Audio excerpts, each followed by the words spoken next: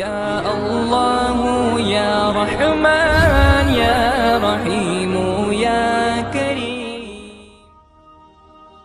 मेरे प्यारे मुसलमान भाइयों, आज आप सभी के लिए बाबरी मस्जिद के हवाले से बाबरी मस्जिद का करिश्मा कह दीजिए या अल्लाह का एक बहुत बड़ा करिश्मा कह दीजिए कि जिसको सुनने के बाद यकीनन हर मुसलमान खुशी से झूमने वाला है। तो वो कौन सा करिश्मा सामने आया है कि जिसका जानना हर मुसलमान के लिए ज़रूरी है, और कौन कौन चाहता है कि बाबरी मस्जिद क़यामत तक वहीं रहेगी, वो इस वीडियो को लाइक करके कमेंट बॉक्स में अल्लाह अकबर ज़रूर लिख दें। और इस वीडियो को पूरा देखना हर मुसलमान को ज़रूरी है। और इस बाबरी मस्जिद के करिश्मे की गवाही मेरे प्यारे मुसलमान भाइयों, मुसलमानों ने नहीं गैर मुस्लिम इसकी गवाही दे रहे हैं। इसलिए ये वीडियो ज़्यादा ख़ास है।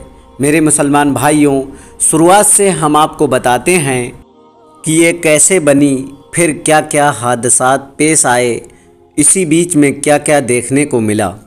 मेरे प्यारे मुसलमान भाइयों, आप सभी को बता दूं, बाबरी मस्जिद की जो तामीर हुई वो बाबर के द्वारा हुई। और आप सभी को बता दूं, बाबरी मस्जिद की जो तामीर हुई वो 1527 में हुई थी। तो मेरे प्यारे दोस्तों, लगातार 465 साल से बाबरी मस्जिद लगातार अपनी जगह पर खड़ी रही, यकीनन बरकरार रही। लेकिन 1992 में कुछ राजनेताओं ने अपनी सीट को गर्म करना चाहते थे, उसी बुनियाद पर बाबरी मस्जिद को शहीद करवा दिया, और जिसकी वजह से ना जाने कितना बड़ा नुकसान देखने को मिला, ये हम सभी जानते हैं। यानी बड़े बड़े हादसात देखने को मिले कि जिसको देखकर यकीनन रूह कांप जाती है। मेरे प्यारे मुसलमान भाइयों, वो जो राजनेता थे उन्होंने अपनी सीट को गर्म करने के लिए बाबरी मस्जिद को शहीद करवा दिया, लेकिन उनकी इस गलती की वजह से ना जाने कितने मासूम बच्चों की जानें चली गई। ये बड़े अफसोस का मकाम है।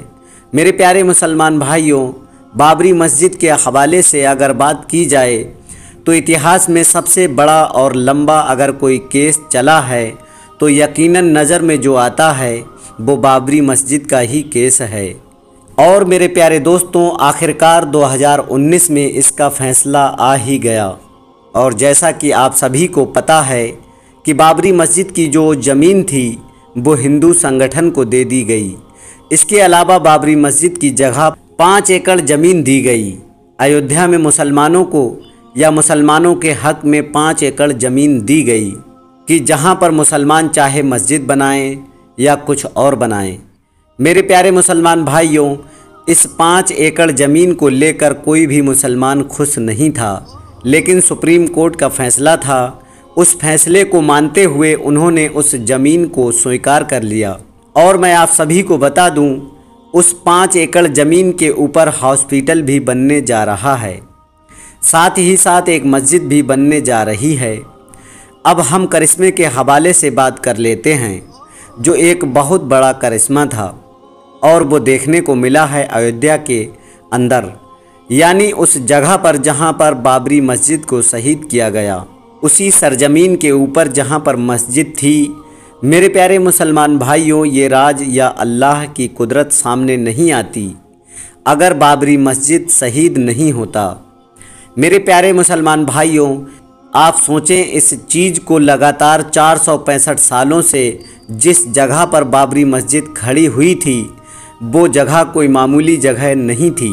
यानी मेरे प्यारे दोस्तों, मस्जिद की जगह पर राम मंदिर बनने के लिए उस ज़मीन की खुदाई की गई। तो मेरे प्यारे दोस्तों, 200 फीट गहराई में एक नदी सामने आई है। यानी बाबरी मस्जिद के अंदर कोई आधुनिक टेक्नोलॉजी का इस्तेमाल नहीं किया गया था, और नीचे नदी होने के बावजूद, रेतीली ज़मीन होने के बावजूद उसके ऊपर लगातार 465 साल से बाबरी मस्जिद वहीं पर खड़ी थी। ये अल्लाह का बहुत बड़ा करिश्मा ही है। मेरे मुसलमान भाइयों, जब राम मंदिर के तामीर के लिए उस सरजमीन की खुदाई की गई ताकि ज़्यादा ज़मीन के नीचे पिलर डाल सकें कि जिसकी वजह से राम मंदिर की जो बुनियाद हो वो मजबूत हो सके, और जिससे राम मंदिर सालों साल खड़ा रह सके। लेकिन जब बाबरी मस्जिद के नीचे खुदाई की गई तो मालूम पड़ा कि इसके नीचे पिलर भी नहीं खड़े हो सकते। यानी मेरे प्यारे दोस्तों, रेतीली ज़मीन होने की वजह से और नदी होने की वजह से अगर पिलर खड़े किए जाएं तो धंस जाएगा और आखिरकार उन लोगों को काम रोकना ही पड़ गया। ये बात मैं अपनी तरफ से बनाकर नहीं बता रहा हूँ। हो सकता है बहुत से लोग ये कहेंगे कि आपने कुछ प्रूफ नहीं दिखाया, तो मैं आप सभी को प्रूफ के नाम पर स्क्रीनशॉट दिखा रहा हूँ और बाकायदा अगर आप चाहें तो इस न्यूज़ चैनल पर जाकर भी सुन सकते हैं। मेरे प्यारे मुसलमान भाइयों, इस खबर को NDTV न्यूज़ चैनल के ऊपर भी चलाया गया। इसके अलावा बहुत सारी न्यूज़ चैनलों के ऊपर भी चलाया गया, जिसके अंदर साफ तौर से ये बताया गया है कि राम मंदिर का काम रुक चुका है, सिर्फ इस वजह से कि जहाँ पर बाबरी मस्जिद थी उस सरजमीन के नीचे नदी है, रेतीली ज़मीन है, कि जिसकी वजह से पिलर खड़े नहीं हो पा रहे हैं। और मेरे प्यारे दोस्तों, ये बड़ी गंभीर समस्या आने के बाद वो जितने भी लोग मौजूद थे, जितने भी इंजीनियर मौजूद थे, वो सभी के सभी दंग रह गए और वो यकीनन परेशान होकर रह गए, जिसकी वजह से उन्हें काम तक रोकना पड़ गया था। मेरे प्यारे दोस्तों, दुनिया भर से कई बड़े बड़े इंजीनियर आ रहे हैं राम मंदिर की तामीर के लिए, लेकिन जब ये बड़ी समस्या सामने आई तो हर कोई परेशान है कि कैसे ज़मीन के नीचे पिलर डाली जाए कि जिसकी वजह से राम मंदिर की जो बुनियाद हो वो मजबूत हो सके। मेरे प्यारे मुसलमान भाइयों, अल्लाह हर शय के ऊपर कादिर है और वो जो करता है यकीनन बेहतर ही करता है। मेरे प्यारे दोस्तों, सोचने वाली बात ये है कि अगर बाबरी मस्जिद शहीद न होती तो क्या ये बात मालूम पड़ सकती है कि ज़मीन के नीचे नदी जारी है और बाबरी मस्जिद जिस जगह पर खड़ी है उसके नीचे नदी गुजर रही है। मेरे प्यारे दोस्तों, ये कुदरत का एक बहुत बड़ा करिश्मा ही है कि नदी के ऊपर बाबरी मस्जिद जो थी वो यकीनन 465 सालों तक बरकरार रही। अगर उसको शहीद न किया जाता तो ना जाने कितने हजारों साल तक वो वैसे ही रहती। लेकिन बहरहाल जो हुआ वो अच्छा नहीं हुआ। लेकिन मेरे प्यारे दोस्तों, बड़ी ताज्जुब वाली बात है कि मेरे प्यारे दोस्तों, एक नदी के ऊपर लगातार 465 सालों से बाबरी मस्जिद वहाँ पर राज कर रही थी, लेकिन उसको कुछ नहीं हुआ। लेकिन जब उसकी जगह राम मंदिर बनने की बात आई तो बड़ी परेशानियां सामने आ रही हैं। अल्लाह जाने इसका क्या मतलब है। वहाँ जो खबर सामने आई थी, जो करिश्मा सामने आया था, जो बड़ी कुदरत सामने आई थी, मुझे लगा कि आप लोगों को बतानी चाहिए। और इस चीज़ की गवाही मुसलमान नहीं दे रहे हैं, इसकी गवाही गैर मुस्लिम दे रहे हैं और ये बात कह रहे हैं कि अगर 100 फीट के ऊपर भी पिलर लगाया जाए मजबूती के लिए, वो पिलर जो है वहाँ धंस सकती हैं।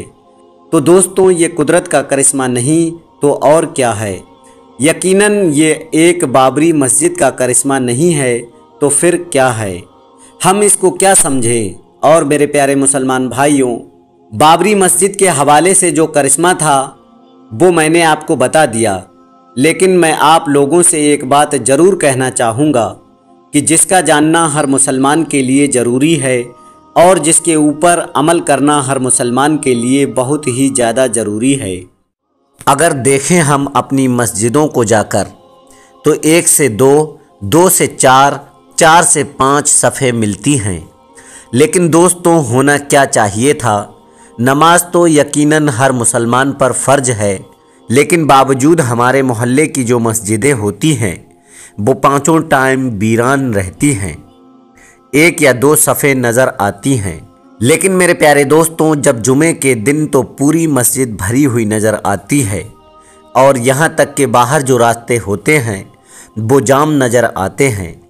जो तादाद जुमे के दिन रहती है वही तादाद अगर जुमे की नमाज पढ़ने के लिए होती, रोज़ाना की नमाज पढ़ने के लिए होती, तो मेरे प्यारे दोस्तों, बाबरी मस्जिद शहीद नहीं होती, क्योंकि मेरे प्यारे दोस्तों, बाबरी मस्जिद में जो आखिरी नमाज पढ़ी गई वो 1949 में पढ़ी गई और तब से लेकर 1992 तक कोई नमाज नहीं पढ़ी गई। मुसलमान भाइयों, अल्लाह का हम पर आजाब ही है, क्योंकि हमने अपनी मस्जिदों को वीरान कर दिया है। हम अपनी मस्जिदों के अंदर नमाज की अदायगी नहीं करते हैं और मुंह पर हमारे बाबरी मस्जिद लगा रहता है। क्या हमारे बाबरी मस्जिद कहने से अल्लाह राजी हो जाएगा? हरगिज नहीं। लेकिन मेरे प्यारे दोस्तों, अल्लाह तभी राजी होगा जब हम अल्लाह को राजी करेंगे, और अल्लाह को राजी करने के लिए हमें 5 वक्त की नमाज अदा करना ज़रूरी है। तो मेरे प्यारे मुसलमान भाइयों, आज की वीडियो में इतना ही। उम्मीद है ये वीडियो आप लोगों को पसंद आया होगा।